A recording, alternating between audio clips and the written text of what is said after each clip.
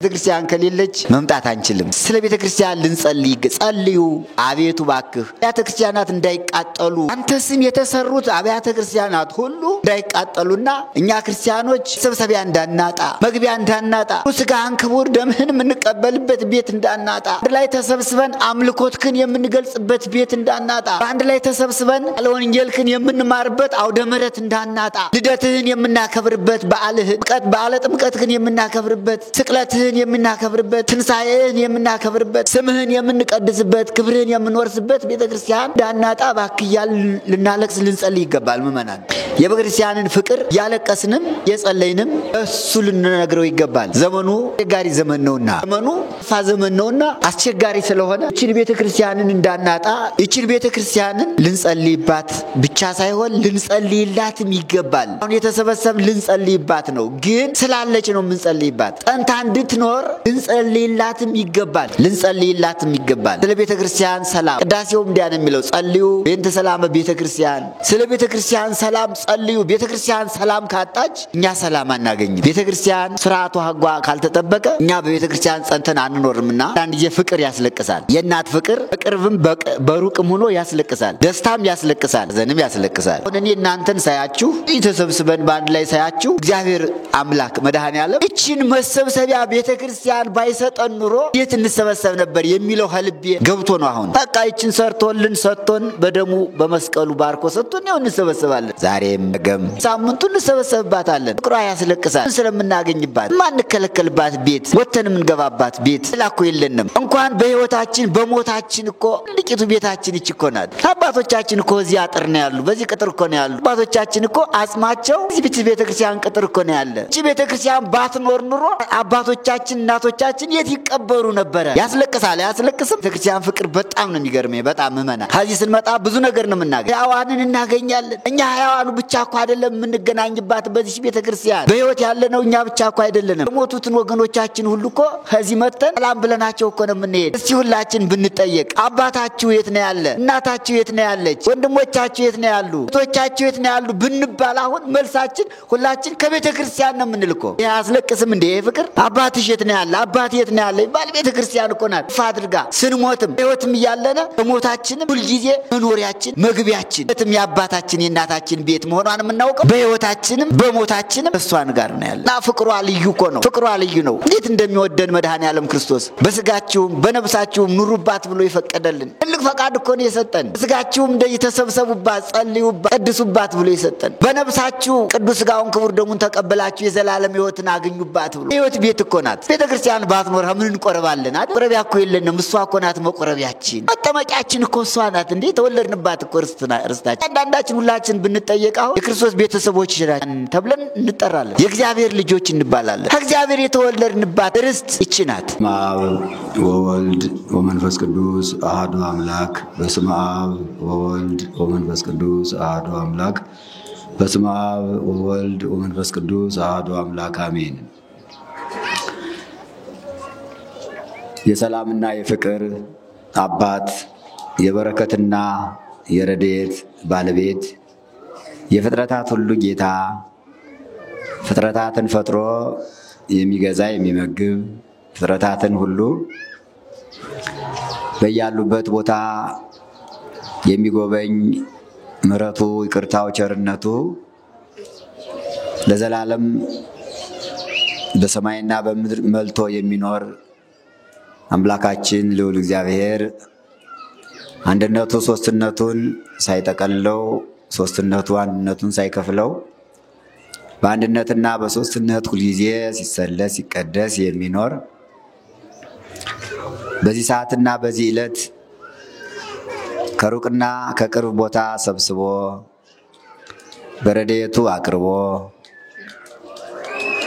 በደሙ በዋጃት በመስቀሉ በቀደሳት በቅድስት ቤተክርስቲያን ተገኝተን በዓሉን እንድናከብር ጸሎቱን እንድንጸልይ ቅዳሴውን እንድናስቀድስ ፈቅዶና ወዶ ሁሉንም ስለሰጠን ስላደረገልን ስሙ ለዘላለም የተመሰገነ ይሁን። በሰላም እንዳሳደረ በሰላም ያውለን። ሰዓተ ሌሊቱን ባርኮ ቀድሶ እንደሰጠን ሰዓተ መዓልቱንም ባርኮ ቀድሶ እንዲሰጠን እሱ ከወደደው እሱ ካሰበው ቦታ እንዲያውለን መልካም ስራ እንድንሰራባት እችን ዕለት እችን በዓል እሱን ደስ የሚያሰኝ ስራ እንድንሰራባት እሱ በመረጠው እሱ በወደደው ቦታ እንድንገኝ ቅዱስ ፈቃዱ ይሁንልን።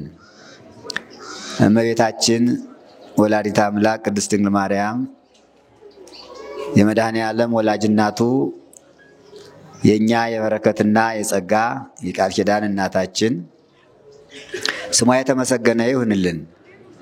ይህን ዓለም ለማዳን የተሰቀለበት ቅዱስ መስቀሉ ፍቅሩን የገለጠበት ሕማማቱን መከራውን ያሳለፈበት ቅዱስ ነፍሱንም ከቅዱስ ሥጋው የለየበት ቅዱስ መስቀሉ ነው።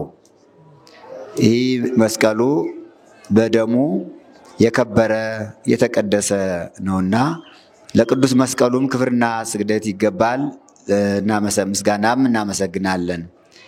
ለእናንተም እንደሚገባችሁ ሊቃውንተ ቤተ ክርስቲያን በውስጥም በውጭም ሆናችሁ ከቀዳሴያን ጀምሮ ቀዳሴያን ልዑካን በቤተ መቅደሱ ሊቃውንቱ በማሕሌቱ መነኮሳት፣ ቀሳውስት፣ ዲያቆናት በቅድስቱ ባለው አገልግሎት ሁሉ የተሳተፋችሁ አሁንም በመሳተፍ ላይ ያላችሁ እንዲሁ ከሩቅም ከቅርብም ከውስጥም ከውጭም መጥታችሁ በዓለ መስቀሉን ለማክበር ሰንበተ ክርስቲያንን ለማክበር በዚህ አውደ ምሕረት የተገኛችሁ አባቶች፣ እናቶች፣ ወንድሞች፣ እህቶች፣ ሕፃናትም በየስማችሁና በየማዕርጋችሁ በየጾታችሁ አንድ አምላክ በሚሆን በአብ በወልድ በመንፈስ ቅዱስ ስም እንደምን አደራችሁ?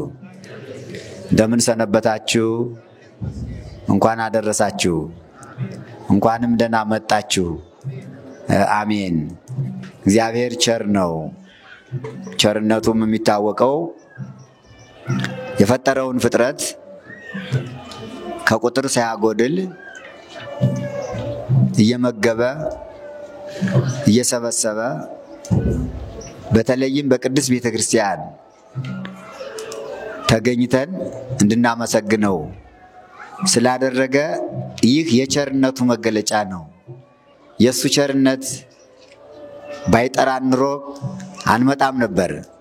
አሁን ሁላችንም ማን እንደጠራን እናውቃለን። ሰው አልጠራልንም፣ መልእክትም አልተላለፈም። ቸርነቱ ግን ይጠራል። ቸርነቱ ግን መልእክት ይልካል። የቸርነቱ መልእክተኛ ፍቅሩ ነው። የቸርነቱ ጠሪ ፍቅሩ ነው። እሱ እኛን ወዶ ስለኛ በመስቀል ላይ ፍቅሩን እንደገለጠ እኛ ደግሞ ወደ ቅድስት ቤተ ክርስቲያን በመምጣት በማስቀደስ በመጸለይ በተለይ በየሳምንቱ እሁድ እሁድ ሰንበተ ክርስቲያን ምክንያት በማድረግ ስንመጣ ጠሪያችንና ሰብሳቢያችን ፍቅሩ ነው። የመድኃኔ ዓለም ፍቅሩ ጠሪ ነው። ፍቅሩ ሰብሳቢያችን ነው። በተለይ ለኛ ለክርስቲያኖች ሰብሳቢያችን እሱ ነው። አሁን ማን ሰበሰበን? ሁላችንም ወንዶችም ሴቶችም እዚህ ተሰብስበናል። የሰበሰበን ሌላ አይደለም፣ ፍቅሩ ነው። ፍቅሩ እሱ እኛን እንደወደደን እኛ ደግሞ እሱን በመውደድ ነው የመጣነ። ተገደንም አይደለም፣ ተገፍተንም አይደለም። ፍቅሩ ግን ከያለንበት ቀስቅሶ ከቤታችን ወጥተን ወደ ቅዱስ ቤተ ክርስቲያን እንድንመጣ ያደርገናል። የመድኃኔዓለም ፍቅር ማለት ነው። ፍቅሩ ከሁላችን ጋር ይሁን እስከ መጨረሻው ድረስ፣ እስከ ዕለተ ሞታችን ድረስ ፍቅሩ ከኛ ጋር ሆኖ ሁልጊዜ እንዲሰበስበን፣ ሁልጊዜ ፍቅሩ ወደ ቤተ ክርስቲያን እንዲያመጣን፣ በፍቅሩ እንድንሳብ የቸርነቱን ስራ እንዲሰራልን ቅዱስ ፈቃዱ ይሁንልን። አሜን። በዓለ መስቀሉ ወርሃዊ በዓል ነው፣ ይከበራል። በየአስሩ በወር በ10 የመስቀል በዓል እንደሚከበር ሁላችሁም ታውቃላችሁ። የተሰቀለው መድኃኔ ዓለም ክርስቶስ ነው። የተሰቀለበት ቅዱስ መስቀሉ ነው። ከዚህ ቦታ ላይ በዓለ መስቀሉ የሚከበር የተሰቀለው መድኃኔ ዓለም ክርስቶስ ጽላቱ፣ ታቦቱ፣ ቤተ ክርስቲያኑ እዚህ ስለሆነ የተሰቀለበት ቅዱስ መስቀሉ፣ ፍቅሩን የገለጠበት ቅዱስ መስቀሉ፣ ደሙን ያፈሰሰበት ቅዱስ መስቀሉ፣ ቅዱስ ሥጋውን ክቡር ደሙን ለዓለም ሕይወት አድርጎ የሰጠበት ቅዱስ መስቀሉ የሰው ልጆችን ከወጡበት ለመመለስ ወደ ቦታቸው ለመመለስ ከሐሳር ወደ ክብር ለመመለስ ከመስቀል ላይ ሆኖ ነው ፍርዱን የሰጠ። ክርስቶስ ተንሥአ እሙታን በአብይ ኃይል ወስልጣን አሰሮ ለሰይጣን አጋዞ ለአዳም ሰላም እምይእዜሰ ይኩን ፍስሐ ወሰላም። ክርስቶስ ከሙታን ተለይቶ ተነሳ። በታላቅ ስልጣን በአምላካዊ ስልጣኑ በመለኮታዊ ስልጣኑ ተነሳ። ሰይጣንን አሰረው፣ አዳምን ነፃ አደረገው።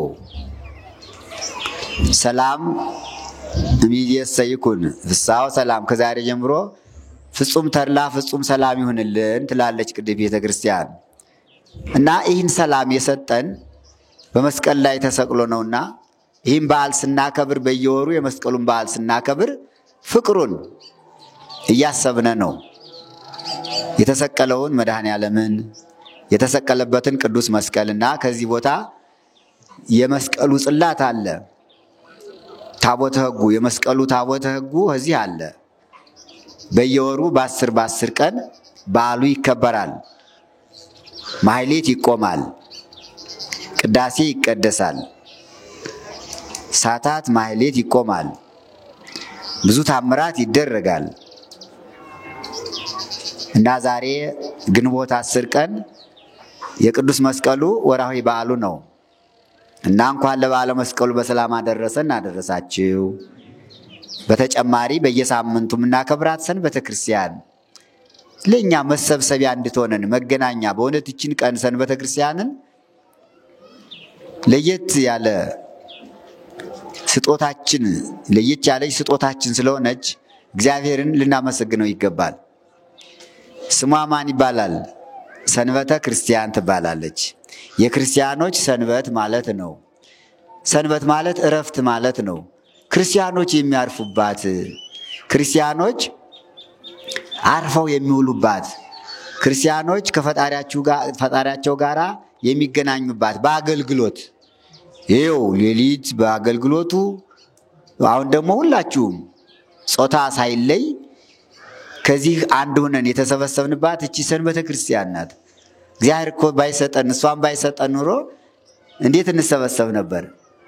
አንደኛ በየሳምንቱ የምንሰበሰብባትን የምናገለግልባትን ከእሱ ጋር የምንገናኝባትን ሰንበተ ክርስቲያንን ስለሰጠን፣ ሁለተኛ ደግሞ ሰንበተ ክርስቲያን ብቻዋን ብትሆን ኑሮ አንሰባሰብም ነበር፣ በየቤታችን ሆነን ነበር የምናከብረው። ግን ሰንበትን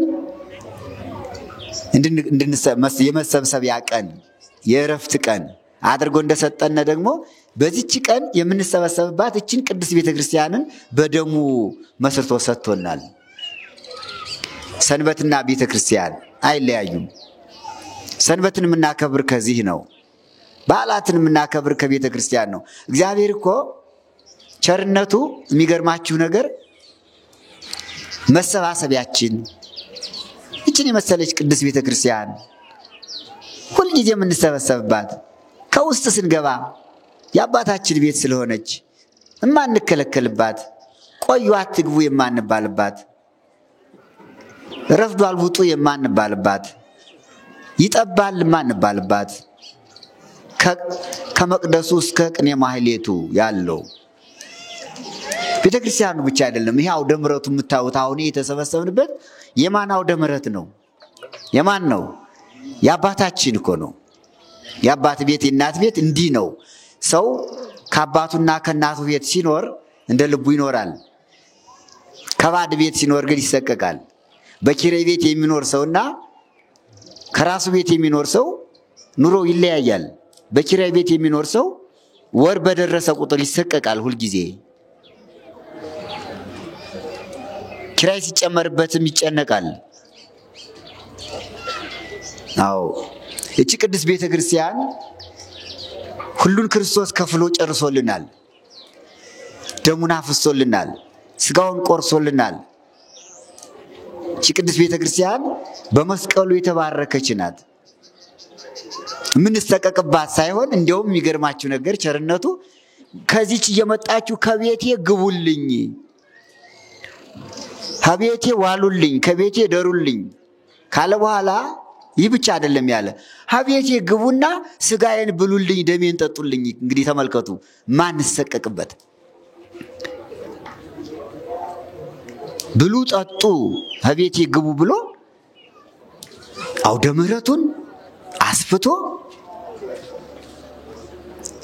መቅደስ ቅድስ ቅኔ ማህሌቱን እንዲህ አድርጎ በሶስት ክፍል አዘጋጅቶ ልጆቼ ኑልኝ፣ ልጆቼ ደስ ይበላችሁ፣ አትሰቀቁ፣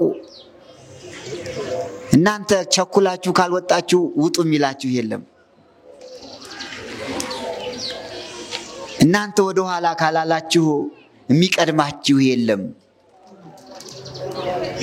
ከውስጥ ብትገቡ ቤቱ ያባታችሁ የኔ ቤት ነው ይለናል። ከአውደ ምሕረቱ ብትቀመጡ ያባታችሁ አደባባይ ነው፣ ግቢ ነው አይደለ? የግቢ ነው የሚባለው። አይዘጋም። ይህ በር የሚዘጋበትን ሰዓት ታውቁታላችሁ? ስንት ሰዓት ነው የሚዘጋ? ከምሽቱ 3 ሰዓት ነው የሚዘጋ። ክፍቱ ነው የሚውል ለማን ይመስላችኋል? ለኛ ነው። ለኛ እንዴት ቤተክርስቲያን በሩ እንዴት ተከፍቶ ይውላል ብንል ልጆች ከአባታቸው ቤት እንደልባቸው ይወጣሉ ይገባሉ፣ አይዘጋባቸውም። እኛ ልጆቹ ነን። ወንዶችም በ40 ቀን ሴቶችን በ80 ቀን ወልዶናል፣ ተወልደናል። ስለዚህ እቺን ቤተክርስቲያን እዩአትማ፣ የእግዚአብሔር ቸርነት የሚገለጥባት እንዲሁም ያስለቅሳል። ፍቅሩን እንዴት እንደገለጠልን ይኸው ሕፃናት ቢገቡ ሁሉ ቢገባ የማይከለከልባት የሱ ቤት ስለሆነች እኮ ነው። አዲያ እዚህ ቤት መኖር በእውነት ቀላል እንዳይመስላችሁ። ታዩት ይሆን? መታችሁ ስታስቀድሱ እንደ ቀላል እንዳታዩት። ይህንን እድል የማያገኙ ብዙዎች አሉና እንደልባቸው ቤተክርስቲያን ገብተው ቁመው ለማስቀደስ ይህን እድል ያላገኙ ብዙዎች አሉ። በተለያየ አካባቢ በውጭ ሀገር በተለይ በአረቡ ሀገር የሚኖሩ ወገኖቻችን ይህን እድል አያገኙም። ቅዳሴ ሲቀደስ እንኳን ከሌሎች ቤተ እምነቶች ጋር በመፈራረቅ ሰዓት ተጠብቆ ነው የሚወጡ። ቶሎ በችኮላ ውጡ ተብሎ ያም ሆኖ ደግሞ አገልግሎታቸውና ፍቅራቸው በጣም እግዚአብሔር ጋር የተያያዘ ነው። ያችን ለማግኘት የተወሰነችውን ሰዓት እኮ ነው። 2 ሰዓት ልትወጥ ትችላለች፣ 1 ሰዓት ልትወጥ ትችላለች፣ ግማሽ ሰዓት ልትወጥ ትችላለች። ያችንን ከእግዚአብሔር ጋር የሚገናኙባትን በጣም አጣበው ለብዙ ሰዓት መኪና ነድተው በአውሮፕላን ተጉዘው እደው የሚያስቀዱ ሰዎች አሉ። ታውቃላችሁ። ይህን እድል በስንት ጭንቀት የሚያገኙ ደግሞ ያም ሆኖ የማያገኙም አሉ። ፈጽሞ ይህን እድል የማያገኙ አሉ፣ የሚያለቅሱ አሉ። ሰንበተ ክርስቲያንን ቤተክርስቲያን ሳያገኙ በልቅሶ የሚያከብሩት አሉ። ዛሬ ሰንበተ ክርስቲያንን ሄጄ የምሳለምበት ቤተክርስቲያን ስለሌለ አንተ መድኃኔዓለም ከዚሁ ካለውበት ቁጠርልኝ ብለው እንባቸውን ቤተክርስቲያን አድርገው የሚኖሩ እኮ አሉ። እንባቸውን ጸበል አድርገው ጸበል ከሌለበት ቦታ ያሉ። እኛ ጸበሉ እየጠጣን ሁሉ እየተሰጠን፣ ግን ጸበል ከማይሰጥበት ቤተክርስቲያን ከሌለበት ሀገር ያሉ ሰዎች በዚህ ሰዓት አሁን እሁድ ነው አይደል? ሰንበት ነው። እንባቸውን አፍስሰው እንባቸውን እንደ ጸበል ጠጥተው የሚውሉ ክርስቲያኖች አሉ። እንደ ቀላል እንዳታዩት ምእመናን። እዚህ በየሳምንቱ መተን መሰብሰባችን፣ ማስቀደሳችን፣ መቀመጣችን ሁሉን ነገር ማግኘታችን እንደቀላል አትዩት። ክብር እንስጠው ለማለት ነው። እግዚአብሔርን እናመስግነው፣ ተመስገን እንበለው። ለምናገኘው ነገር ሁሉ አሁን ክብር እንስጠው። የሚገርማችሁ ነገር ሰው ሀብቱን የሚያውቀው ሲያጣው ነው አይደል? ባለጸጋ በደህየ ጊዜ ሀብታም መሆኑን ያውቀዋል። ሀብት በነበረው ጊዜ ግን አያውቀውም። የሀብቱን ክብር አያውቀውም። ሲያጣ ግን ከሰው በታች ሲሆን ዝቅ ሲል የነበረውን ነገር ሁሉ ሲያጣ ለካ ድህነት ማለት ይህ ነው እንዴ? የነበረኝን ሀብቴን አጣሁት ማለት ነው እንዴ? ይልና ያን ጊዜ የነበረውን ክብር ለማግኘት እግዚአብሔር እባክህ ጌታዬ ይላል። እኛ ይህ ትልቅ ሀብታችን ስለሆነ እንደቀላል እንዳታዩት፣ እየመጣን ማስቀደስ ይገባናል። በእውነት ቤተክርስቲያን የሌላቸው፣ ቤተክርስቲያን የራቀባቸው፣ ጸበል የማያገኙ ቅዱስ ሥጋው ክቡር ደሙን ለመቀበል ቤተክርስቲያን የማያገኙ ቁመው ለማስቀደስ እያሰቡ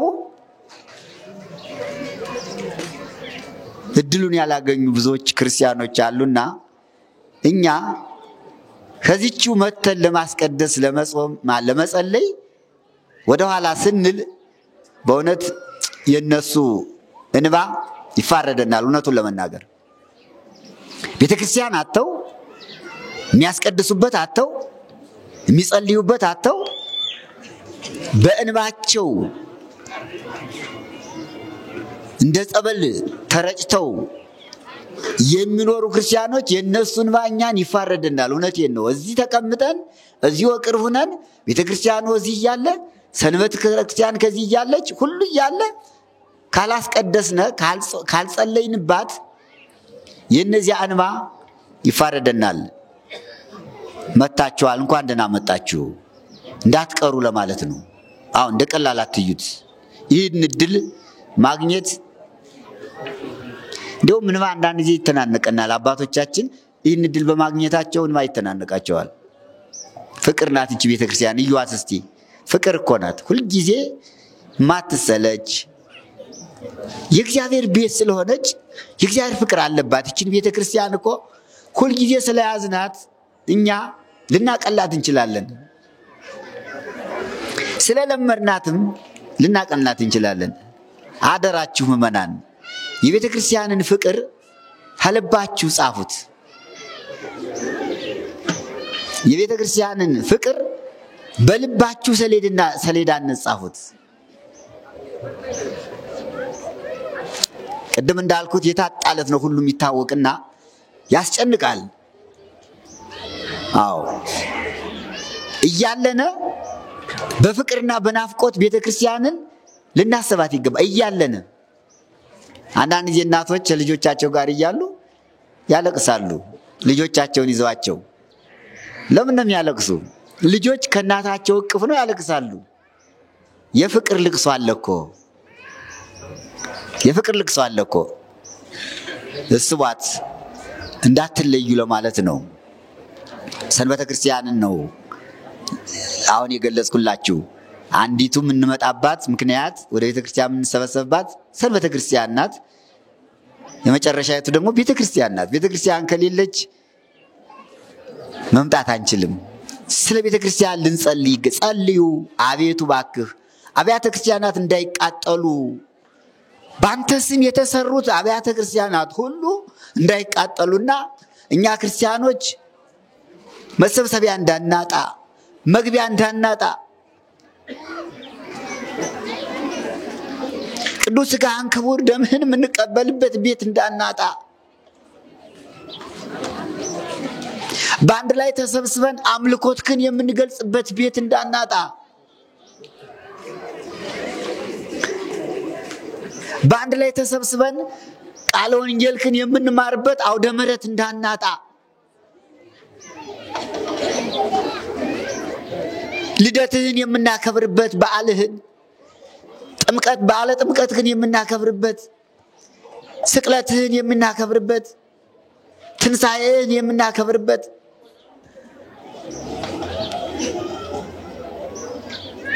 ስምህን የምንቀድስበት፣ ክብርህን የምንወርስበት ቤተክርስቲያን እንዳናጣ እባክህ እያልን ልናለቅስ ልንጸልይ ይገባል። ምእመናን ዛሬ ከዚህ ሁነን የቤተክርስቲያንን ፍቅር እያለቀስንም እየጸለይንም ለሱ ልንነግረው ይገባል። ዘመኑ አስቸጋሪ ዘመን ነውና፣ ዘመኑ የከፋ ዘመን ነውና አስቸጋሪ ስለሆነ እቺን ቤተክርስቲያንን እንዳናጣ እቺን ቤተክርስቲያንን ልንጸልይባት ብቻ ሳይሆን ልንጸልይላትም ይገባል። አሁን የተሰበሰብ ልንጸልይባት ነው፣ ግን ስላለች ነው የምንጸልይባት። ጸንታ እንድትኖር ልንጸልይላትም ይገባል። ልንጸልይላትም ይገባል። ስለ ቤተክርስቲያን ሰላም ቅዳሴውም እንዲያ ነው የሚለው፣ ጸልዩ በእንተ ሰላም ቤተክርስቲያን። ስለ ቤተክርስቲያን ሰላም ጸልዩ። ቤተክርስቲያን ሰላም ካጣች እኛ ሰላም አናገኝም። ቤተክርስቲያን ስርዓቷ ሕጓ ካልተጠበቀ እኛ በቤተክርስቲያን ጸንተን አንኖርምና ምእመናን አንዳንድ ጊዜ ፍቅር ያስለቅሳል። የእናት ፍቅር በቅርብም በሩቅም ሆኖ ያስለቅሳል። ደስታም ያስለቅሳል፣ ሐዘንም ያስለቅሳል። እና አሁን እኔ እናንተን ሳያችሁ ተሰብስበን በአንድ ላይ ሳያችሁ እግዚአብሔር አምላክ መድኃኔዓለም እቺን መሰብሰቢያ ቤተክርስቲያን ባይሰጠን ኑሮ እንዴት እንሰበሰብ ነበር የሚለው ከልቤ ገብቶ ነው። አሁን በቃ እቺን ሰርቶልን ሰጥቶን በደሙ በመስቀሉ ባርኮ ሰጥቶን ነው እንሰበሰባለን። ዛሬም ነገም በየሳምንቱ እንሰበሰብባታለን። ፍቅሯ ያስለቅሳል፣ ሁሉን ስለምናገኝባት። ቅድም እንዳልኩት የማንከለከልባት ቤት፣ ወተን የምንገባባት ቤት ሌላ እኮ የለንም። እንኳን በህይወታችን በሞታችን እኮ ትልቂቱ ቤታችን እቺ እኮ ናት። አባቶቻችን እኮ እዚህ አጥር ነው ያሉ፣ በዚህ ቅጥር እኮ ነው ያሉ። አባቶቻችን እኮ አጽማቸው እዚህ ቤተክርስቲያን ቅጥር እኮ ነው ያለ። እቺ ቤተክርስቲያን ባትኖር ኑሮ አባቶቻችን እናቶቻችን የት ይቀበሩ ነበረ? ያስለቅሳል። አያስለቅስም? እኔ የቤተክርስቲያን ፍቅር በጣም ነው የሚገርመኝ። በጣም ምእመናን ከዚህ ስንመጣ ብዙ ነገር ነው የምናገኝ። አባቶቻችን እናገኛቸዋለን፣ መካነ መቃብራቸው እዚህ ነው። እናቶቻችን እዚህ እናገኛቸዋለን፣ አጽማቸው ያረፈ ከዚህ ነው። ወንድም እህቶቻችን ከዚች ቤተክርስቲያን እናገኛቸዋለን። ሕያዋንን እናገኛለን። እኛ ሕያዋኑ ብቻ እኮ አይደለም የምንገናኝባት በዚች ቤተክርስቲያን። በህይወት ያለነው እኛ ብቻ እኮ አይደለንም። የሞቱትን ወገኖቻችን ሁሉ እኮ ከዚህ መተን ሰላም ብለናቸው እኮ ነው የምንሄድ። እስቲ ሁላችን ብንጠየቅ አባታችሁ የት ነው ያለ? እናታችሁ የት ነው ያለች? ወንድሞቻችሁ የት ነው ያሉ? እህቶቻችሁ የት ነው ያሉ ብንባል አሁን መልሳችን ሁላችን ከቤተ ክርስቲያን ነው የምንልኮ። ይሄ አያስለቅስም እንዴ? ይሄ ፍቅር አባትሽ የት ነው ያለ? አባት የት ነው ያለ? ይባል ቤተ ክርስቲያን እኮ ናት ቅፍ አድርጋ ስንሞትም በህይወትም እያለነ በሞታችንም ሁልጊዜ መኖሪያችን መግቢያችን እውነትም የአባታችን የእናታችን ቤት መሆኗን የምናውቀው በህይወታችንም በሞታችንም ከሷን ጋር ነው ያለን። እና ፍቅሯ ልዩ እኮ ነው። ፍቅሯ ልዩ ነው። እንዴት እንደሚወደን መድኃኔዓለም ክርስቶስ በስጋችሁም በነፍሳችሁም ኑሩባት ብሎ ይፈቀደልን ትልቅ ፈቃድ እኮ ነው የሰጠን። በስጋችሁም እንደዚህ ተሰብሰቡባት፣ ጸልዩባት፣ አስቀድሱባት ብሎ የሰጠን። በነፍሳችሁ ቅዱስ ሥጋውን ክቡር ደሙን ተቀበላችሁ የዘላለም ሕይወትን አገኙባት ብሎ የሕይወት ቤት እኮ ናት ቤተክርስቲያን። ባትኖር ምን እንቆርባለን አይደል? መቆረቢያ እኮ የለንም። እሷ እኮ ናት መቆረቢያችን፣ መጠመቂያችን እኮ እሷ ናት። እንዴ ተወለድንባት እኮ ርስታችን ናት። ያንዳንዳችን ሁላችን ብንጠየቅ አሁን የክርስቶስ ቤተሰቦች ናን ተብለን እንጠራለን። የእግዚአብሔር ልጆች እንባላለን። ከእግዚአብሔር የተወለድንባት ርስት ይቺ ናት። ያቺ ክርስትና ቤት ትታያቸዋለች። ይሄ ክርስትና ቤቱ ይናፍቃል። አሁን ትላልቆች ነን፣ ሽማግሎችም አላችሁ፣ ወጣቶችም አላችሁ፣ ወንዶችም ሴቶችም። የተወለዳችሁበት ቤት የት ነው ብንባል ያችን ክርስትና ቤት ነው የምናሳይ። አትናፍቅም? ያቺ አታስለቅስም? የዚያች ፍቅር አያስለቅስም? አደግነ በኋላ አሁን ትልቅ ከሆነ በኋላ ከዚህ ለመሰብሰባችን እኮ ምንም ሳናውቅ ክፉና በጎ ሳናውቅ በ40 ቀንና በ80 ቀን በእቅፍ ታዝለን መተን የተወለድንባት ያቺ ክርስትና ቤት አትናፍቅም? አታስለቅስም? ይህ እንዳይታጣ ክርስቲያኖች ወልደው ልጆቻቸውን ክርስትና እንዲያስነሱ እንዲያስጠምቁ መጸለይ ያስፈልጋል። ቤተክርስቲያን ለኛ ሁለንተናችን ናት። ሁለንተናችን ቤተክርስቲያን ለኛ ያልሆነችልን ነገር የለም። ሁለንተናችን ናት። ብንወለድ ከሷ፣ ብንጠመቅ ልደታችን ጥምቀታችን ነው። ብንጠመቅ በቤተ ክርስቲያን፣ ብንቆርብ በቤተ ክርስቲያን፣ ብንዳር በሥርዓተ ተክሊል በቤተ ክርስቲያን፣ ዲያቆናቱ፣ ካህናቱ፣ ቀሳውስቱ ክህነት ቢቀበሉ በቤተ ክርስቲያን፣ ስንሞት ሐዘናችን የምንረሳበት በቤተ ክርስቲያን፣ አስከሬናችን አምጥተን አደራ የምንሰጣት ይች እኮ የአደራ ቤት እኮ ናት። ክርስቲያኖች አንዳንድ ጊዜ መለስ ብለን ማስተዋል ይኖርብናል። በልማድ መኖር የለብንም የሚሉ ነበር የኔታ በረከታቸው ይድረሰን። የኔታ ሊቀ ሊቃውንት መንክር መኮንን ወልደ ትንሣኤ ምእመናን ይለው ነበር። እዚህ መድረክ ላይ ቆሞ ምእመናን መመላለሳችን በልማድ እንዳይሆን ይሉ ነበር። ታስታውሳላችሁ የነበራችሁ ሰዎች። በልማድ ማለት እንደው ዝም ብሎ መውጣት መግባት እንዳይሆን ማለት ነው። ይህን ማሰብ ነው። ይህን ማሰብ እናቴ ቅድስት ቤተ ክርስቲያን አባቴን ሰጠውሽ እናቴን ሰጠውሽ ብለን የሞቱትን ወገኖቻችን አምንተን ስንሰጣት በመጽሐፈ ግንዘት እንዲያውም እንዲህ ይላል፣ አግባይነ ለኪ ኦ እምነ ቅድስት ቤተ ክርስቲያን። አንቺ ቅድስት ቤተ ክርስቲያን ወደ አንቺ ሰጥተንሻል። አባቴን ሰጥቼሻለሁ፣ እናቴን ሰጥቼሻለሁ፣ ያደራ ቤቴ፣ እኔም ነገ ሙቼ ወደ አንቺ እስክመጣ ድረስ ብለን አደራ የምንሰጣት የአደራም ቤታችን ናት። ቅርሳችን ናት እኮ። ቅርስ የአዳም ልጆች በሙሉ በቅርስነት የሚገኙ በመቃብር በቤተ ክርስቲያን።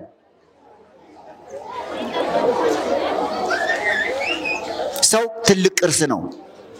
ከሰው የበለጠ ቅርስ የለም። ሰው ቅርስ መሆኑን የምናውቀው እግዚአብሔር አምላክ ሰውን ሲፈጥረው አዳምን ንግበር ሰብአ በአርአያነ ወበአምሳሊነ ብሎ ኦሪት ዘፍጥረት ምዕራፍ 1 ቁጥር 26 ላይ ሰውን በመልካችን በምሳሌያችን እንፍጠር ብሎ ቅርጽ አድርጎ ነው የፈጠረው።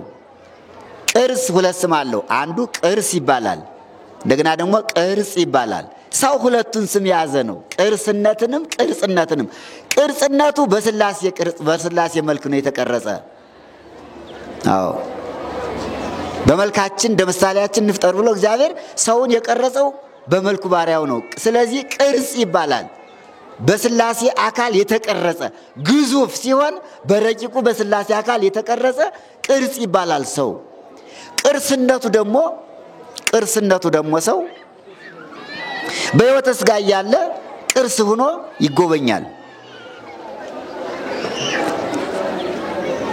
የሰው ቅርስነቱ የሚገርማችሁ ነገር ጎብኙ እግዚአብሔር ነው። በእግዚአብሔር ዓይን ሁል ጊዜ የሚጎበኝ ቅርስ ነው ሰው። ሰው ከመሆኑ አስቀድሞ እግዚአብሔር አምላክ ሰውን በዓይነ ረድኤት ያየው ነበረ። ከርቅ ምሉ ነው፣ በዓለም የመላ ነው፣ ግን በጸራሪያሙ ነው ያየው ነበር።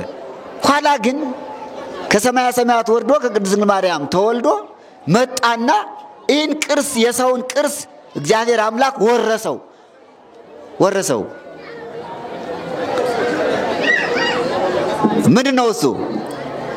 ስጋ ማለት ነው። የቅድስት ድንግል ማርያም ነፍሷን ስጋዋን ሲዋሃድ የሰውን ቅርስነት ወረሰው ራሱ ባለቤቱ መድኃኔዓለም ክርስቶስ ከሰማይ ወርዶ ነው ይህን ቅርስ የተዋሃደው። አዳም ቅርስ ነው፣ ሔዋን ቅርስ ናት። አሁን እዚህ ያለነው ሁሉ ቅርስ ጠባቂዎች ነን። መልካችን፣ ቁመታችን፣ ሁለንተናችን ወንዶች የአዳም ልጆች ነን፣ ሴቶች የሔዋን ልጆች ነን። ስለዚህ ሁላችን ቅርሶች ነን። የአዳምና የሔዋን ቅርስ ጠባቂዎች ነን። የሥላሴን መልክ ይዘን በቅርስነት የምንታይ ነን። ቅርስ ይጠበቃል። ቅርስ የሚወድቅ ነገር የለውም። እንደምታውቁት በባህልና በቱሪዝም እንደሚታወቀው እንዲያውም አዲስ ነገር አይፈለግም።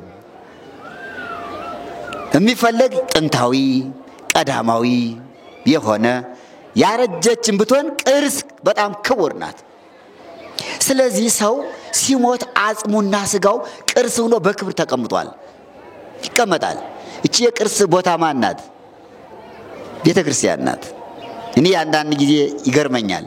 አባቶቻችን መምህሮቻችን የሞቱትን ወንድሞቻችን እህቶቻችን ሳስባቸው የእግዚአብሔር ቸርነትና የነሱ በቅርስ አቀማመጥ በጣም ይገርመኛል፣ ደግሞም ያስለቅሳል። አዎ እስከ ትንሣኤ ዘጉባኤ ድረስ እቺን ቤተ ክርስቲያን ለኛ ለክርስቲያኖች ያጽማችን መቀመጫ የስጋችን ማረፊያ ቅርስ አድርጎ በዚች ቅርስ አስቀምጦ ኋላ ምጽአት ሲሆን ያስቀመጠውን ቅርስ አስነስቶ እንደገና ያድሰዋል ይላል። ይታደሳል። ቅርስ ይታደሳል አይታደስም? እሺ ቅርስ ይታደሳል አይታደስም? አዎ ፋሲል ግንብ እየታደሰ አይደል? ቅርስ ይታደሳል። የሰው ቅርስ ደግሞ በትንሣኤ ዘጉባኤ ይታደሳል ይላል ሐዋርያው ቅዱስ ጳውሎስ በቆሮንቶስ መልእክቱ መጀመሪያይቱ ምዕራፍ 15 ላይ እስመ ዝንቱ ዘይማስን አለው ይልበዝ ዘይማስን። ይህ በመቃብር የፈረሰው የበሰበሰው ስጋችን ይላል የማይፈርስ የማይፈሰብስ ሆኖ ይታደስና ይነሳል ይላል። ይታደሳል፣ ይነሳል። ይህ የእግዚአብሔር ቅርስ ስለሆነ የእግዚአብሔርን ቅርስ ግን ማንም አይደለም የሚያድሰው፣ ራሱ ነው ባለቤቱ። በትንሣኤ ዘጉባኤ ሲመጣ እሱ ተነስቶ ይል ትንሣኤ አይደል አሁን የምናከብረው? ያን ጊዜ ሲመጣ ታደሳል። ቅድም ብያለሁ፣ እቺ በነፃ የተሰጠችን የምህረት ግምጃ ቤት ናት። ስለዚህ እቺን ቤተክርስቲያን አጥሯን ቅጥሯን መገንባት መስራት ያለበት ማን ነው? ማን ነው? እኛ ነን። ቅድም ብያለሁ፣ በሕይወታችንም በሞታችንም የምንገለገልባት እኛ ስለሆነ እቺን ቤተክርስቲያን ከአጥሯ እስከ ቅጥሯ ከአውደ ምሕረቷ እስከ ጉልላቷ ድረስ መስራት ያለብን እኛ ነንና ይሄ ቅጥሩ ተጀምሯል። በቆርቆሮ እንደታጠረ ነው። አሁን ቋሚው አጥር ሊጀመር ነው። ኮሚቴው አለ። አስተዋጽኦም ገንዘብ እየተደረገ ስለሆነ በቅርብ ቀን ይጀመራል። ስለዚህ አሁን ኮሚቴዎች እዚህ ተቀምጠው ካርኒ ይዘው ገንዘብ እየተቀበሉ ነው። ለአጥሩ ይዛችሁ የመጣችሁ ለአጥሩ ካርኒ እያስቆረጣችሁ እንድትሄዱ፣ ያላመጣችሁ ቅድም እንዳልኳችሁ አባት፣ እናት፣ እህት፣ ወንድም እዚህ የተቀበረበት ሁሉ ቅድም እንዳልኩት ኃላፊነት አለበት። የአባቱ ቅርስ፣ የእናቱ ቅርስ፣ የወንድሙ የእህቱ ቅርስ ከዚህ ስላለ አስተዋጽኦ ሊያደርግ ይገባል። እዚህ ያለ ነው ብቻ አይደለንም። አስተላልፉ መልእክት። እሺ አስተላልፋቸዋል። ጥሩ ነው፣ እያስተላልፋችሁ ነው። አሁንም በሚገባ እንድታስተላልፉ አጥሩ በቅርብ ቀን ይጀመራል፣ ታዩታላችሁ። የተጀመረ ነገር ደግሞ በሱ ፈቃድ ነው የሚፈጸምና በጸሎት ጭምር በጸሎትም የተጀመረው እንዲፈጸም ቅድም እንዳልኳችሁ እቺን ቤተክርስቲያን እንዳናጣት ሁለት ነገሮችን ተናግሬያለሁ። አንድ እንጸልይባታለን ለራሳችን፣ ማረን ማረን ይቅር በለን፣ ሀገራችን ሰላም አድርግልን፣ ኑሮ ውድነቱን አስተካክልልን፣ የታሰሩት ይፈቱ፣ የተሰደዱት ይመለሱ፣ የተጨነቁት የተቸገሩት ይረጋጉ፣ የታመሙት ይፈወሱ እያልን እንጸልይባታለን። ለእኛም የጎደለንን ነገር ሙላልን ባክህ። ጤና አጥቻለሁ፣ ጤና ስጠኝ። ትዳር የለኝም፣ ትዳር ስጠኝ፣ ለትዳር አብቃኝ። ልጅ አልወለድኩም፣ ልጅ እንደወልድ ፈቃድ ይሁንልኝ።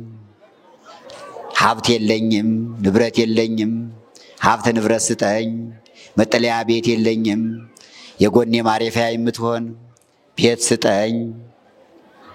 ልጆቼን ባርክልኝ፣ ቀድስልኝ፣ አሳድግልኝ። ትዳሬን የተባረከ የተቀደሰ አድርግልኝ ብለን ለራሳችን የምንጸልይባት ናት። እንደገና ደግሞ እሷን እንዳናጣት የምንጸልይላት ቤታችን ናትና ጥሩ አድርገን ልንሰራት ይገባል። ብዙ ስራ ታቅዷል፣ እቅድ አለ። ይህ አውደ ምሕረት እንዲሁ ዝም ብሎ እንዲህ እንዳለ የሚቀመጥ ሳይሆን እቅዶች በባለሙያ በጥናት ላይ እየተጠኑ ነው ያሉና ከዚህ ባለው በተሻለ መልኩ ጥሩ ሁና ተሰርታ አሁን ካለው አገልግሎት የበለጠ ሰፊ አገልግሎት እንድትሰጥ አካባቢ አሁን ለምሳሌ እዚህ ላይ አለ አገልግሎት ከተባለ አውደ ምሕረት ቢሆን ብዙ አገልግሎት ይሰጣል አይደል? አዎ ወደፊት ቀስ እያለ እየተመካከርነ ብዙ ስራ ይሰራል። በመመካከር ነው እናንተ ጋር በፈቃደኝነት አጽም ይነሳል። እዚህ አካባቢ አለ አውደ ምሕረቱ ወደዚያ ይሰፋል። በመመካከር አጽሙ ቅድም ብያለሁ ቅርስ ነው ብያቸዋለሁ አይደለም? ቅርሳችን አጽማችን በክብር አስቀምጠን ነው፣ ዝም ብለን አይደለም። በዚህ ላይ መመካከር ይኖራል። እናንተ ፈቃደኞች ናችሁ። ቤተክርስቲያኑ አጥሩ ቅጥሩ እንዲሰፋ አውደ ምሕረቱ እንዲሰፋ ፈቃደኞች እንደሆናችሁ እናውቃለን። ለውጥ አይተናል። ይህ ተሰራ፣ እንደምታዩት ይህ ተሰራ፣ ይህ ባዞላው ተሰራ፣ ደረጃው ተሰራ፣ አውደ ምሕረቱ ሰፋ። አሁንም ይቀጥላል። እጃችን አጣጥፈን ቁጭ አንልም። ገና ብዙም ይሰራል። የሚሰራው ግን ፈቃዱ ባለፈ መድኃኔዓለም ነው፣ እኛ አይደል፣ ሰው አይደለም። የሚሰራው ስራ ሁሉ የእሱ ስራ ነው። እሱ ካልፈቀደ ትንሽ ነገር ማስቀመጥ እችን ሳር እንኳን እችን የተጎዘጎዘች እችን ሳር እንዲህ አድርጎ አንስቶ ከዚች ላይ መጣል አይቻልም። እሱ ካልፈቀደ ከዚህ ላይ የሚቀመጡ አሞራዎች አሉ። እዚያ ላይ ተዋቸዋላችሁ። ስለፈቀደላቸው ነው። ቤተክርስቲያን እኮ እንደውም ቅርስነቷን እዩትማ እያቸው ቁጭ ብለው በቃ እቺ ቤተክርስቲያን እኮ የሰውም የወፉም የሁሉም እኮ መጠለያ እኮ ናት። እኔ ማለቅስ አንዳንድ ጊዜ ሰዓት እግዚአብሔር ብዙዎች አሁን እነዚህ አሞራዎች የትም ይውሉና ማደሪያቸው እዚች ናት። ይሄ ጽዱ በሙሉ አጸዶቿ እኮ የሚገርማችሁ ነገር ለኛ ብቻ እኮ አይደለም የምታገለግል። እነዚህ አሞራው ትላልቅ አሞራው የትም ቦታ እኮ ቢሄዱ አይገኙም። ታገኛላችሁ። አሁን ከቤተክርስቲያን ካልሆነ በቀር እነዚህ ትላልቅ አሞራዎች ሌላ ቦታ አይገኙም። እግዚአብሔር ፈቅዶላቸው ብዙዎች ናቸው። ይሄ ከተማ ስለሆነ ጫካ ስላልሆነ ነው እንጂ ቤተክርስቲያን በገጠሪቱ በጫካው በገዳማቱ ሌሎች በጣም አራዊቶች እንስሳቶች መጠጊያ ናት። እና እሱ ሲፈቅድ ነው እችንን ሳር እዚህ ላይ ጣል ማድረግ አይቻልም። እሱ ካልፈቀደ አፋችን እችንን ልሳም ብሎ እንዲህ መሳም አይቻልም በፍጹም። ጉልበታችን ልንበርከክ ልስገድ ብሎ እሱ ካልፈቀደ መስገድ አይችልም በምንም ታምር። እሱ ሲፈቅድ ነው ለማለት ነው። እና የሚሰራው ስራ ሁሉ በሱ ፈቃድ ነው በሱ ፈቃድ ነው። እሱ መጀመሪያ ይፈቅዳል፣ ከፈቀደ በኋላ ያስጀምራል፣ ያስጀመረውን ደግሞ ያስጨርሳል። አሁንም ያስጀመረንን በሰላም ያስጨርሰን። በሉ ወጸግቡ ጥቀ እጅግ በልተው ጠገቡ በሉ እስቲ በልተው ጠገቡ በሉ። የዳዊት መዝሙር 77 ቁጥር 29 ላይ የተጻፈ ቃል ነው። ዛሬ የተሰበከው ምስባክ ይህ ነው። በልተው ጠገቡ በሉ ወጸግቡ ጥቀ በልተው ጠገቡ ወሀቦሙ ለፍትወቶሙ የወደዱትን ሁሉ ሰጣቸው ይላል። ወያይጦሙ ዘፈቀዱ ከተመኙት ካሰቡት ከወደዱት ምንም አላሳጣቸውም ይላል። የእግዚአብሔርን ቸርነት ሲመሰክር ዳዊት አባቶቻችን ናቸው። እስራኤል 40 ዘመን ከግብጽ ከወጡ በኋላ በመድረ በዳ ሲኖሩ ውሃው ከድንጋይ ይፈልቅላቸው ነበር። መናው ከደመና ይወርድላቸው ነበር። ስጋ አማራቸው። አንድ ጊዜ ስጋ ስጋ ስጋ አሉ። ስጋ ስጋ ስጋ ስጋ አሉ። ሙሴ ነው መሪያቸውና ሄደው ጮሁበት። ስጋ አምሮናል፣ ስጋ አምሮናል፣ አሳ አምሮናል፣ ዶሮ አምሮናል፣ የበግ ስጋ አምሮናል፣ የሙክት ስጋ አምሮናል፣ የበሬ ስጋ የላም ስጋ አምሮናል አሉት። ወደ እግዚአብሔር አመለከተ። አጭር ነው ወደ እግዚአብሔር አመለከተ። ራበን ስጋ እያሉ ነው አላቸው። ነገ ተዘጋጁ በላቸው ይወርዳል አለው። እንዴ ጌታዬ እነዚህ እኮ በጣም ብዙዎች ናቸው። 600,000 60,000 አጋር ይላቸዋል። 600,000 ናቸው ብዛታቸው። እና ለነዚህ ዛሬ አሁን በባህር ያለው አሳ ሁሉ ቢሰበሰብ፣ በዓለም ያለው በጉ ቢታረድ፣ ዶሮ ቢታረድ፣ ከብቱ ቢታረድ ሀምን ነው ይሁት ስጋ የሚመጣለ? ሙሴ የዋህ አይደለም ሙሴ? ምን ችግር አለ? አሳውን የፈጠርኩት እኔ፣ በጉን የፈጠርኩት እኔ፣ ዶሮ የኔ፣ ከብቱ የኔ፣ ምን ችግር አለ? ተዘጋጁ በላቸው ዝም ብላለው። ምን ሰዓት ነው አለው። ነገ ማልዳ ተዘጋጁ በላቸው አለው። ሄዱ ተዘጋጁ። ወረደ፣ በነፋስ አመጣው። በነፋስ እየጠቀለለ አመጣው። አሳ መጣ፣ እዚህ ላይ ዶሮ መጣ፣ የበጉ ስጋ መጣ። ትኩስ ነው ደግሞ የሚገርማችሁ፣ ትኩስ ስጋ እኮ ነው።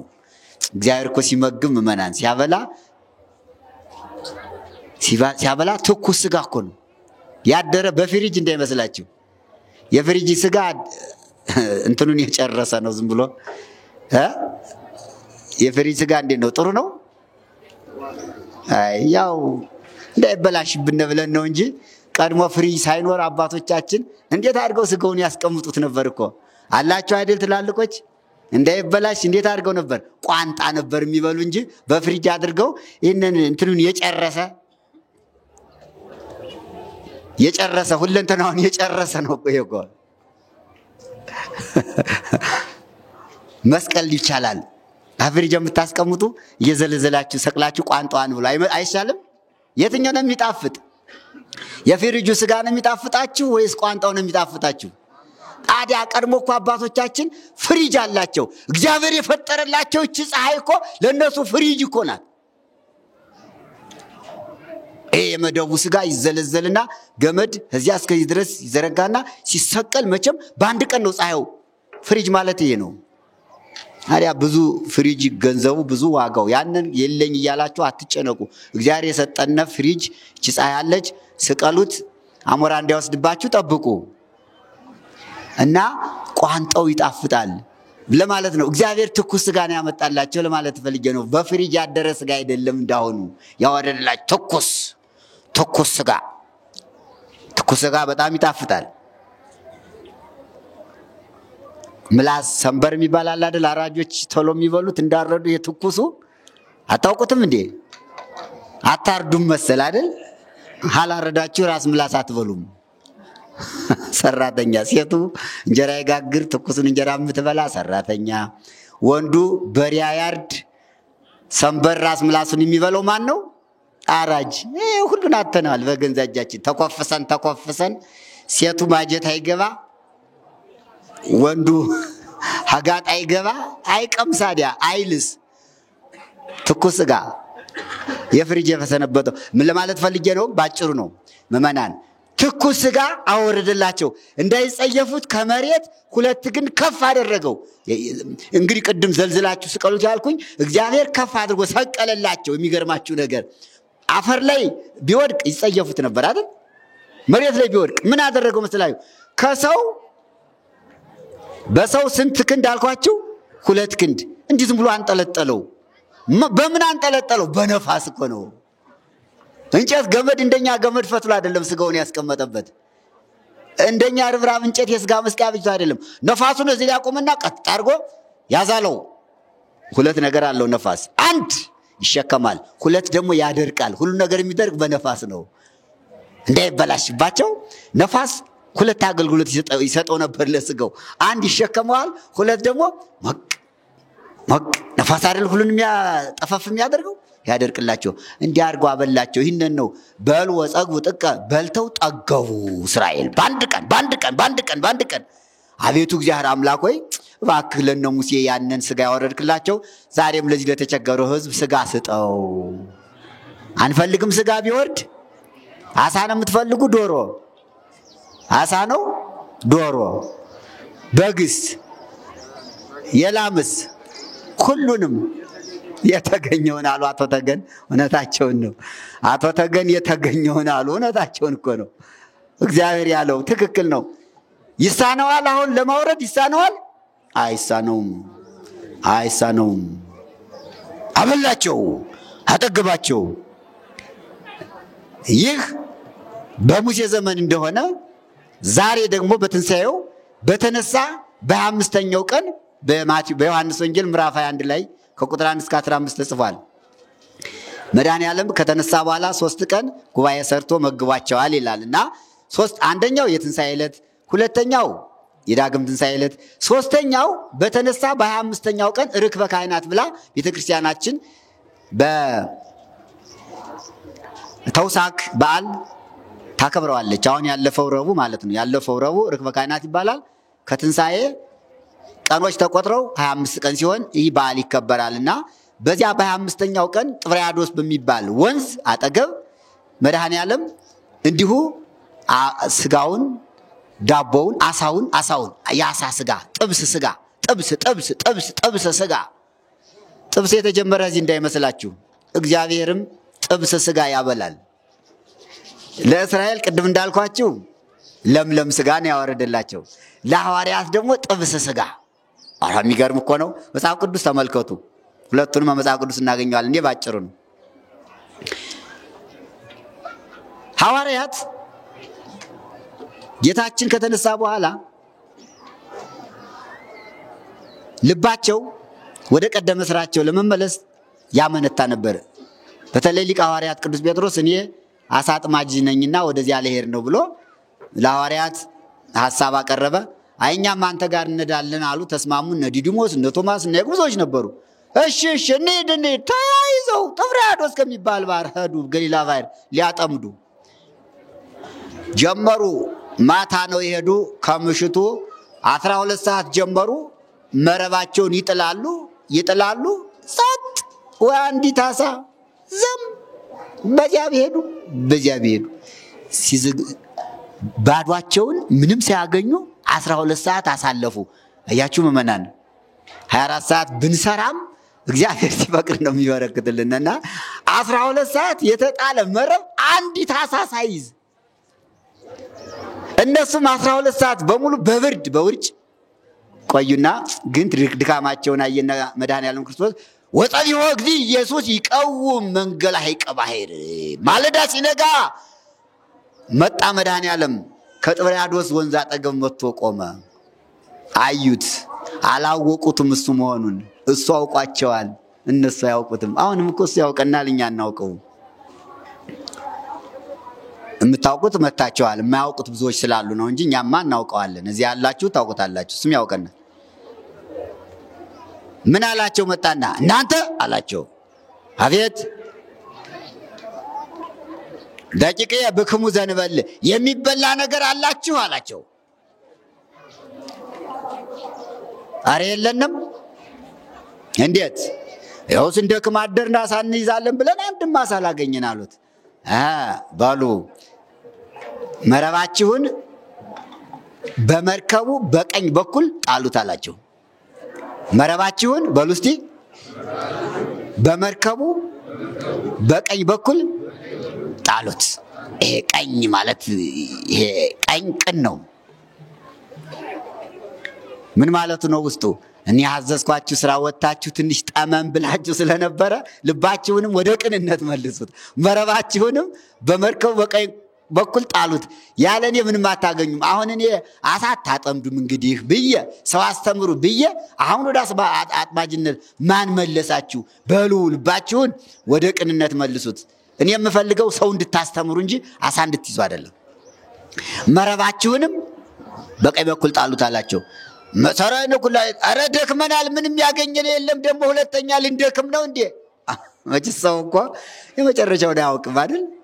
መጨረሻ ላይ ነው ሁሉ ነገር ያለ። በተስፋ የጠበቀ ሰው ሁሉን ያገኛል። ግን ሁልጊዜ ቤት ያልሞላም ሁልጊዜ ችግር አለብኝ ብሎ በችግር መኖሩን ብቻ የሚያስብ ሰው ደካማ ነው። ሐዋርያት ድክመታቸውን ነው ስንደክም አድረን ምንም አላገኘን አሉ። እሱ ግን ተስፋ ይዞላቸው መጥቷል። ድካማቸውን ቆጥሮላቸዋል። የኛም አንድ ቀን ያልተሟላው ነገር ይሟላልናል። እያየ ነው እሱ አሁን ያያል፣ ድካሙን ያያል። ገበሬውን ሲያርስ ድካሙን ያያል። የነጋዴውን ድካም ያያል። የመንግስት ሰራተኛውን ድካም ያያል። ሁሉንም ያይና አንድ ቀን እንደ ሐዋርያት መጥቶ ይሞላዋል። አይዟችሁ በተስፋ እንጠብቅ። ጣሉ ሲላቸው አይ ምንም አላገኘንም ወበቃልከ ሰናወርዳሉ። ግን አንተ ታላቅ ሰው ስለሆንክ ስታዘን እንቢ አንልም አሉ። እሱን አክብረው ነው እንጂ እናገኛለን የሚለው ተስፋ እኮ ልባቸው የለም። ግን ምን አሉ? ወበቃልከ ሰናወርድ፣ አንተ ታላቅ ስለሆንክ እንደው አውርዱ ስላልከን እናወርድ እንጂ እንደማናገኝ ደምድመናል አሉ። አይ ሞኞች፣ ሰው ነው እንጂ የሚነሳ እግዚአብሔርማ አይነሳም። አንደምድም። የታመመው እኔ እንደታመምኩ እቀራለሁ ብሎ አይወስን። ያጣም እንዳጣው እቀራለሁ ብሎ አይወስን። ያላገባም ያለ ትዳር እቀራለሁ ብሎ አይወስን። ያልወለደም መካን እንደሆንኩ እቀራለሁ ብሎ አይወስን። ሁሉም አይወስን። ውሳኔው ከእግዚአብሔር ነው ያለ። እንዲሁ ዝም ብሎ ደጅ መጣት ቤተክርስቲያን መጥቶ መሳለም እግዚአብሔርን መጠየቅ ነው እንጂ አንወስን። ሐዋርያት ወስነው ነበር። ላንተ ስንል ላንተ አክብሮት ስንል ነው እንጂ ምንም እንደማናገኝ ጨርሰናል አሉት። እሺ ግድ የለም አላቸው። እንዳላቸው ወደ ቀኝ በመርከቡ በቀኝ በኩል መረባቸውን ጣል ሲያደርጉት እነዚያ ሰዎች እየመጡ ስክስክ ጠበባቸው መረቡ። አያቸው 12 ሰዓት ማን አትግቡ እንዳላቸው እነዚያን ሐሳቦች እንግዲህ እግዚአብሔር ይወቀው። ፈቃድ እግዚአብሔር ስላልሆነ ማለት ነው ባጭሩ። ፈቃድ እግዚአብሔር ያልሆነበት ምክንያት ሐዋርያት አትሂዱ ወደ ተባሉበት ስለሄዱ ነው። አሳ አታጥምዱ ተብለው ነበረ። አታጥምዱ ያላቸውን አሳ እናጠምዳለን ሲሉ አሳዎች ራቋቸው፣ አልመጡም፣ አልተከተሉም፣ መረቡንም አላዩትም። በሉ ጣሉትና አሁን ያዙ ሲላቸው ግን አሳዎች መጡና ስክስክ ከዚያ በኋላ ምን ትሉታላችሁ? ማን ይጎትተው መረቡን? 153 ታላላቅ አሳ ሞላ። ምሳሌ ነው ይላል። 150 ሊቃውንት በቁስጥንጥንያ ተሰብስበው መቅዶንዮስን አውግዘው ቅድስት ሃይማኖትን ያጸኗት የአባቶቻችን ምሳሌ ነው ይላል። ሶስቱ የሥላሴ ምሳሌ ገረማቸው። ዮሐንስ ብልህ ነው፣ ደቀ መዝሙር ዮሐንስ እዚህ መስቀሉ አለ። አንተ አለው ጴጥሮስን። አቤት፣ ይሄ እኮ ጌታችን ነው አለው። ይሄ እኮ ጌታችን ነው። አይ እኛ ስንሸሽ እሱ እየተከተለን አለ። አይገርምም? እኛ እየሸሸነው እሱ እየተከተለን። በምን ሄድበት ሁሉ አብሮኛ ጋር ከባህሩ አብሮናል። እያችሁ መድኃኒዓለም አይለየንም። ምእመናን ከባህር በየብስም ብንኖር በባህር ምንኖር እኛው ጋር ነው። አሁንም ከሁላችን ጋር ይሁን። እሱ እኮ ነው ይህንን አሳ ያበዛው ያበረከተው አለ። ነው እንዴ? እኔ አላወቅኩም አለ። ወዲያው ልብሱን ከፍ አድርግና ጴጥሮስ መር ብሎ ከባህሩ ገባ በዋና ሐማን ለመድረስ ከመድኃኒዓለም ለመድረስ። ሲያማዶ ነው የሚታያቸው። ባሉ ልጆች ኑ አለና ወረዱ አላቸው። ወሪዶም ምድረ ረከቡ ፍመ በቁፀ ዋሳ ጠውሰው ባይደስሩ ይላል። እስራኤልን መናደል የመገባቸው ከሰማይ አውርዶ ነበር የመገባቸው። ስጋውንም አውርዶ ነው የመገባቸው። ለሐዋርያት ደግሞ መገባቸው። ሲወጡ ከባህሩ እንደወጡ ከባህሩ ወደቡ ከየብስ ላይ ይገርማቸዋል። ዮሐንስ ወንጌል ምዕራፍ 21 ቁጥር 11 ላይ ተመልከቱት። ረከቡ ፍመ በቁፀ ፍሙ መርቶ ግልጥጥ ብሎ ፍም ታውቅ የለ የግራር እንጨት ፍሙ አመድ ይለብስና ግጥጥ ይላል። አይታወቅ ፍሙ መርቶ ይላል። በርዷቸዋልና እንዲሞቁ 12 ሰዓት ከውሃ ነው ያደሩ። ፈመ ብቁፀ ወአሳ ጥቡሰ አሳው ተጠብሶ ጥብስ እነሱ ያወጡት አሳ አለ እዚያ። እሱ ራሱ መድኃኔዓለም ነው ተዘጋጅቶ እንዲጠብቃቸው ያደረገ። እርቧቸዋል። አሳው ተጠብሶ ጥብስ አሳ አበላቸው። ወማዕደ ሥሩዕ ማዕዱ ተሰርቶ ማለት ዳቦ በየአይነቱ ጉች ብሏል። እዚህ ላይ አሳው ተጠብሶ ጉች ብሏል። እዚህ ላይ እንደገና ፍሙ ደግሞ የሚሞቁት እዚህ ላይ 3 ነገር። አንደኛ ጧት ነው ቁርሳቸው ነው። ሁለተኛ እሳቱ በርዷቸዋል ሊሞቁ ነው። ዳቦና አሳ ደግሞ ይስማማል። ዳቦ በአሳ አሁንም በዚያ በእስራኤል ሀገር በጥብርያዶስ ወንዝ አሳ ይበላል። አሳው ልዩ ነው። ያን መገባቸው። ዛተዳለው መላእክታኒሁ መንፈሳውያን ይላል። ማን አዘጋጀው? መላእክት አዘጋጁላቸው ይላል። ቀድሞስ ለነ ሙሴ መና ያወረደ ማን ነው? ቅዱስ ሚካኤል። ለእስራኤል 40 ዘመን መናውን የሚያወርደው ማን ነበረ? ቅዱስ ሚካኤል። መላእክት እንዴት ያዘጋጃሉ የሚል ሰው ካለ በመጽሐፍ ቅዱስ ተጽፏል። ቀድሞም በነ ሙሴ ጊዜ መልአኩ ነበር የሚያወርደው ከሙሴ ጋር። ዛሬም ደግሞ ለሐዋርያት መላእክትን አዞላቸው መላእክት አሳ ጠብሰው ዳቦ አዘጋጅተው እሳቱን አዘጋጅተው ጠበቋቸው። ሁላችሁንም በቤታችሁ ይጠብቃችሁ። በመላእክት ተራዳይነት መድኃኔዓለም በቤታችሁ ያለውን ሁሉ ይባርክላችሁ። እና ይህ ዛሬው በዓላችን ርክበ ካህናት ይህ ነውና በልዎ ጸግቡ ጥቀ በልተው ጠገቡ ነው የትምህርቱ ርዕስ። በልተው ጠገቡ። መብላት ካላጠገበ ይጠቅማል? ምእመናን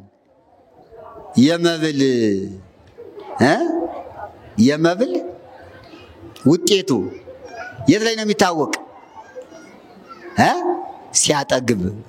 የመጠጥ ውጤቱ ምን ላይ ነው የሚታወቅ? ሲያረካ። ውሃ ውጤት የለውም? ውሃ አለው። በጣም ተንቀልቅለን ጉሮሯችን ነዶ ገና ሲቀዳ ስናየው ደስ አይላችሁም? በብርጭቆ አንስተን ስናደርገው ጥባችን ሲያረካን የውሃ ውጤቱ ያን ጊዜ ነው የሚታወቅ አይደል? የጠማው ሰው ውሃ ጠጥቶ ሲረካ የውሃ ውጤት ይታወቃል። እርቦነ ተንሰፍስፈን ሳለን ደግሞ ዳቦውን እንጀራውን ኩርስ አድርገን የሆዳችን ገጥ እንዴ ሲል የምግብ ውጤቱ የዳቦ ውጤቱ በምን የሚታወቅ? በማጥገቡ ነው። ስለዚህ የማያጠግብ ነገር ውጤት የለውም። ለዚህ ነው በሉ ካለ በኋላ ዳዊት በሉ ጠገቡ። አዎ በልቶ አለመጥገብማ ምን ቁም ነገር አለው? እንዲህ አድርጎ አጥግቧቸዋል። ቀድሞ አባቶቻችን እስራኤልን ስጋውን መናውን አውርዶ ውሃውን አፍልቆ ኋላ ደግሞ በስጋዌው ከትንሳኤው በኋላ በተነሳ በ25ኛው ቀን ለአባቶቻችን ለሐዋርያት የተጠበሰውን አሳ የተጋገረውን ዳቦ ከፍሙ ጋራ መግቧቸዋል። ይሄ ዮሐንስ ወንጌል ምዕራፍ 1 ላይ ይገኛል። አስጀምሮ ላስፈጸመን አነሳስቶ ላስጀመረን ለልዑል እግዚአብሔር ክብር ምስጋና ይድረሰው። በየቤታችሁ ይህ በረከት ይቆያችሁ ያደርግላቸዋል። ተስፋ አትቁረጡ። ሐዋርያትም መረቡን ጣሉ ሲባሉ ተስፋ ቆርጦ ነበር። ግን እሱ ያዘላቸውን ተስፋ ስላላወቁ ነውና ለኛም ያዘልነ ተስፋ አለ። ለኛም ማናውቀው ስም ያውቀው። ስለዚህ ደስ ይያለን ነው የተማጸነው ወንታና ምጅ ማህበረን ኃይላ ያቶ ቅዱስ ሞዛሉ ለዱል ገብራይ ወለዘሩስ ከላለም ሰላም ለኪን ወል ሰላም ለኪን ማህበረን ነው ማለት ነው። اسمره ما ملامتنا لا تولد اللي فرق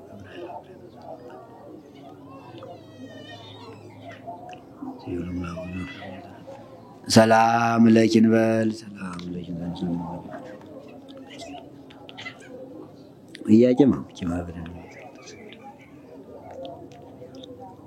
ما ملامتنا وقبل لي لا يا በመድራይቱ ዘረውም ለሊያብልና ነው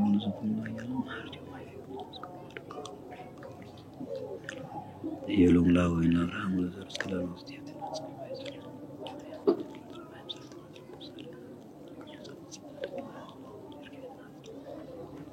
ከጀራት ነው ማለት ለተገብረ ፈጹም ቅድመ መጥናት ወንስ መድኃኒዓለም በከመ ሰገደ ለወልድኪ ዮሐንስ በከርስ ቀና አንበሎ በክብር ቀና ቀና ያድርገን መድኃኒዓለም በትንሣኤው እኛንም እንዲያስነሳን በህመማችን ከህመማችን እንዲያስነሳን ፈውሶ እንዲያስነሳን ከወደቅንበት ከኃጢአታችን በንስሐ እንዲያስነሳን ቅዱስ ፈቃዱ ይሁንልን። ለአብርሃም ለይስሐቅ ለያዕቆብ ለቅዱሳን አበው የተለመነ አምላክ ለሁላችን ይለመነን። ለቅዱስ ኤፍሬም ለአባ ሕርያቆስ ለቅዱስ ያሬድ ለተሳቱ ቅዱሳን ለነቢያት ለሐዋርያት ለጻድቃን ለሰማዕታት ለደናግል ለመነኮሳት ለምእመናን ለወንዶችም ለሴቶችም የተለመነችም አምላክ ወላዲተ አምላክ ቅድስት ድንግል ማርያም ለሁላችን ትለመነን። ምእመናን በሩቅም በቅርብም ሆነው በህመም ላይ ያሉ ሰዎች አስቡን ይላሉ። ብዙዎች ናቸውና እግዚአብሔር ይማራችሁ በሏቸው እስኪ።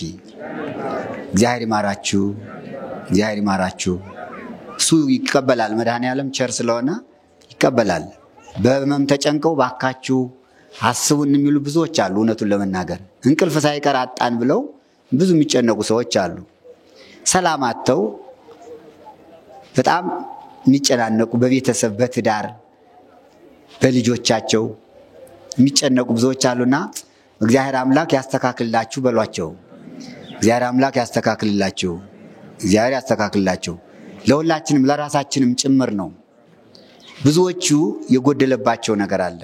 አንዱን ሲያገኙ አንዱን አተውት ብዙ ጎደሎ ገጥሟቸው እባካችሁ ጎደሏችን እንዲሞላ ለምእመናን ንገሩልን በጸሎት እንዲያስቡን የሚሉ አሉና የጎደለውን ይምላላችሁ በሏቸው። የጎደለውን ይምላላችሁ፣ የጎደለውን ይምላላችሁ። ብዙ የሚጨነቁ አሉ፣ ብዙ የሚጨነቁ አሉ። የሚያጨናንቅ ነገር በስቶባቸው ከብዶባቸው ነው፣ ወደው አይደለም። ይከብዳል። ቀና ብሎ ሲያዩት ሰማዩ፣ ዝቅ ብሎ ሲያዩት ምድሩ ሌላ ይሆናል። አንዳንድ ጊዜ ሰው ሲጨናነቅ መግቢያ ያጣል አይደል? ወደ ላይ መውጣት ቢችል ወደ ላይ መውጣት ይፈልጋል፣ ግን አይችልም። ወደ ታችን መውረድ ይፈልጋል፣ ይጨናነቃልና ብዙ የሚጨናነቁ ስላሉ እባካችሁ በጸሎት አስቡን እያሉ ነውና ከጭንቀታችሁ መድኃኒዓለም ይገላግላችሁ በሏቸው። ከጭንቀታችሁ ይገላግላችሁ፣ ከጭንቀታችሁ ይገላግላችሁ። እኔ እንምላችሁ እንደ አንዳንድ ሰዎች እንዲያ ስለሚሉ ምእመናን የራሴንም እንትን አደራ ለመወጣት ነው። በጋራ እንድናስባቸው እንዲያሚሉት የኛም ልጆቻችሁ ናቸው። እናንተም ያው አንድ ነው። ክርስቲያን ሁሉም አንድ ነው። በውጭ ሀገርም ያሉት በውስጥ ሀገርም ያሉት ሁሉም የኛው አንድ ነን። በአዳምና በሔዋን አንድ ነን እኮ ሌላ የለምና እዚህም ያለነውም እንደዚህ ከችግራችን ከጭንቀታችን የጎደለውን መልቶ የጠመመውን አቅልቶ ሰላሙን ፍቅሩ እንዲሰጠን አሁንም ቅዱስ ፈቃዱ ይሁንልን።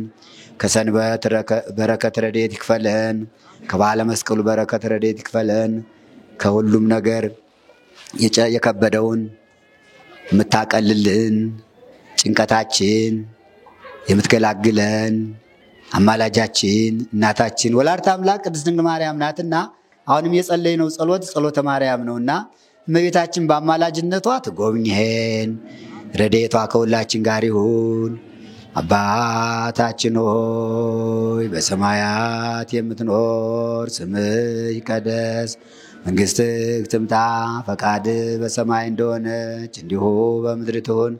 የዕለት ምግባችን ስጠን ዛሬ፣ በደላችንን ይቅር በለን እኛ የበደሉንን ይቅር እንድንል፣ አቤቱ ወደ ፈተና አታግባን ከክፉ ሁሉ አድነን እንጂ መንግሥት ያንተ ናትና ኃይል፣ ክብር፣ ምስጋና ለዘላለሙ አሜን። እመቤታችን ቅድስት ድንግል ማርያም ሆይ በመልአኩ በቅዱስ ገብርኤል ሰላምታ ሰላም እንልሻለን። በሐሳብሽ ድንግል ነሽ፣ በሥጋሽም ድንግል ነሽ። አሸናፊ እግዚአብሔር እናት ሆይ ሰላምታ ለአንቺ ይገባሻል። ከሴቶች ሁሉ ተለይተሽ አንቺ የተባረክሽ ነሽ፣ የማኅፀንሽ ፍሬ የተባረከ ነው።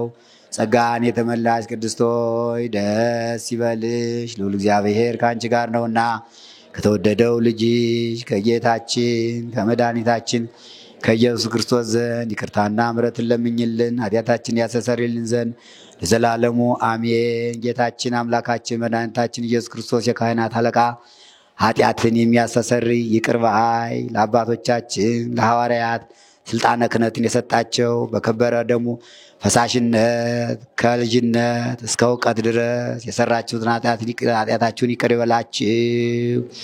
አባቶች፣ እናቶች፣ ወንድሞች፣ አበው ካህናት፣ ወንድሞች ዲያቆናት፣ ሴቶችም ወንዶችም ከዚህ ስፍራ የተሰበሰባችሁ ሁሉ ከኃጢአት ማሰሪያ የተፈታችሁ ንጹሐን ሁኑ።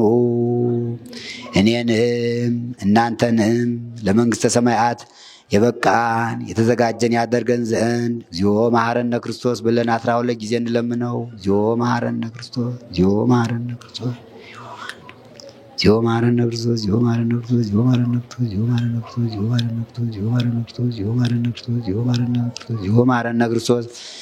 እንዲሁ ስለ እግዝእትነ ማርያም መሐረን ብለን እንለምነው 12 ጊዜ። በእንተ እግዝእትነ ማርያም መሐረነ ክርስቶስ፣ በእንተ እግዝእትነ ማርያም መሐረነ ክርስቶስ፣ በእንተ እግዝእትነ ማርያም መሐረነ ክርስቶስ፣ በእንተ እግዝእትነ ማርያም መሐረነ ክርስቶስ፣ በእንተ እግዝእትነ ማርያም መሐረነ ክርስቶስ፣ በእንተ እግዝእትነ ማርያም መሐረነ ክርስቶስ፣ በእንተ እግዝእትነ ማርያም መሐረነ ክርስቶስ፣ በእንተ እግዝእትነ ማርያም መሐረነ ክርስቶስ፣ በእንተ እግዝእትነ ማርያም መሐረነ ክርስቶስ፣ በእንተ እግዝእትነ ማርያም መሐረነ ክርስቶስ፣ በእንተ እግዝእትነ ማርያም መሐረነ ክርስቶስ፣ በእንተ እግዝእትነ ማርያም መሐረነ ክርስቶስ። ኦ እግዚእ ኢየሱስ ክርስቶስ ስለ ኃጢአቴ ወኃጢአተ ኩሉ ሕዝብከ ኃጢአትን ይቅር የምትል አቤቱ ጌታዬ ኢየሱስ ክርስቶስ ሆይ ስናውቅ በድፍረት ሳናውቅ በስተት የሰራነውን ኃጢአታችን ሁሉ ይቅር በለን። ማይሰራ ኃጢአት እግዚአብሔር ይፍታ። እግዚአብሔር ይፍታ። በሰላም ያውላችሁ፣ በየቤታችሁ ሰላም ይቆያችሁ። እሾህ ሳይወጋችሁ እንቅፋት ሳይመታችሁ ሰላም ያድርሳችሁትን ሁሉ ለበረከት ያድርግላችሁ። ሕፃናቱን ያሳድጋቸው፣ ወጣቶችን ለቁም ነገር ያብቃቸው። ሀገራችን ቤተክርስቲያናችን በሰላም ጠብቆ ከትውልድ ወደ ትውልድ እንድትተላለፍ አምላካችን ፈቃዱ ይሁንልን። ሰላም ግቡ።